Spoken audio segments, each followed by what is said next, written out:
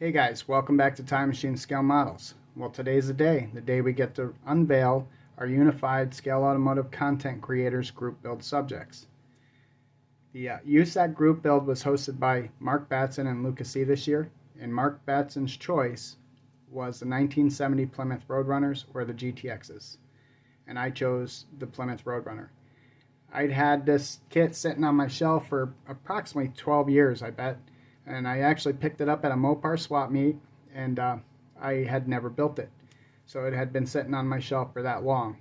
And what better time to build it than a group build that was catered to 1970 Roadrunners and GTXs. So I want to thank Mark for choosing this subject this year for the Unified Scale Automotive Content Creators group build. So let's talk about it a little bit. For you guys that have followed the channel, you guys pretty much watched this from the unboxing up to what it is now. I finished it in January and I pulled it out of rotation. I did not film it anymore, and I kind of hid it from the view till now because the original due date was January 15th, 2023. But Mr. Mark Batson had a little bit of an accident. He suffered a couple injuries, so Lucas C. reached out to all of us and asked if we would hold off until March 15th to do our reveal. And it would also give Mark enough time to finish his build as well. So we all agreed to do that. So here we are, March 15th, 2023, and you're probably going to just see a bunch of Unified Scale Automotive Content Creators group builds being uploaded today. And here's mine. So start off by talking about the color. It is an MCW Finishes light gunmetal metallic, also known as Winchester gray metallic. Great paint. Awesome color, I love it. Most of you guys know that I had to paint this twice. I messed up the first time and had to strip it. And this time I ended up getting a little better finish. It is not without its issues, however. During wet sanding I kind of burned through a couple of different areas and I messed it up a little bit, but it's going to be a shelf queen. It's going to hang out on my shelf, and it makes me happy looking at it. It's not too bad, so we're going to leave it as is. So you'll notice the stripe.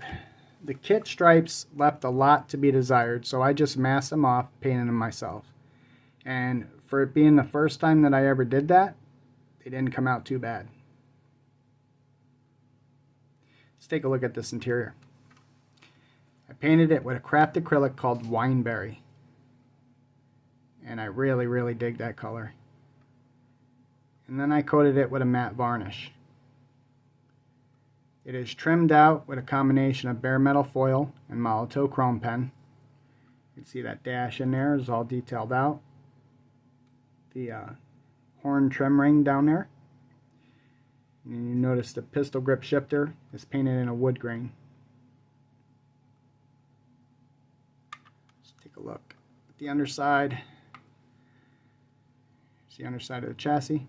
You'll notice if you've ever built this kit that I separated the exhaust from the rear end housing and then clean that all up, make it look fancy. You'll notice the discs hiding behind the wheels. It's got calipers and discs in there. Speaking of wheels, these are Z-Force Model Works 3-piece wheels. I think they look really awesome. They are pinned on there. You can actually see the heads of the straight pins in there. Alright, so let's take a look under this hood, if it doesn't give me too hard of a time.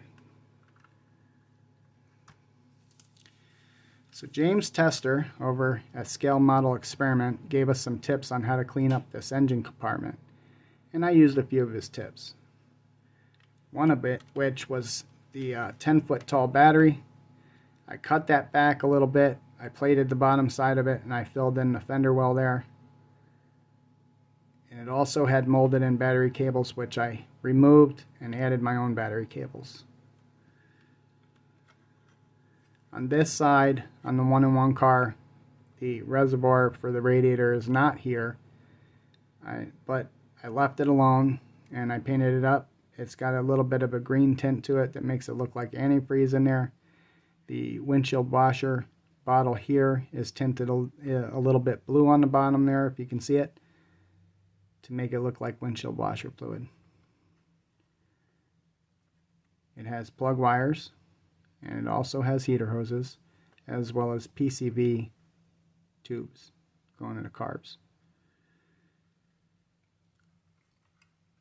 The oil fill cap was removed from the left side valve cover. I shaved it right off, was able to preserve it, and I glued it on the right side where it was appropriate on this engine.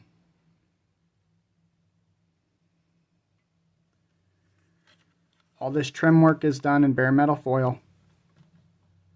The bumpers were done in alclad chrome, which was my first time ever using the alclad chrome, and they're not terrible, but they're not the greatest job either. I wish I had more practice with it before I used it, but it is what it is. And then I coated them with a little bit of Pledge Revive. You notice I have the vanity plate, USACC. Thanks over there to Kissy Boy at Kissy Boy's Crusty Cars.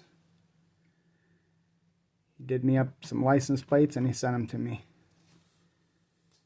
Alright guys, let me know what you think of my Unified Scale Automotive Content Creators 1970 Plymouth Road Runner. That's all I got. I hope you enjoyed this episode of Time Machine Scale Models. Thanks for watching.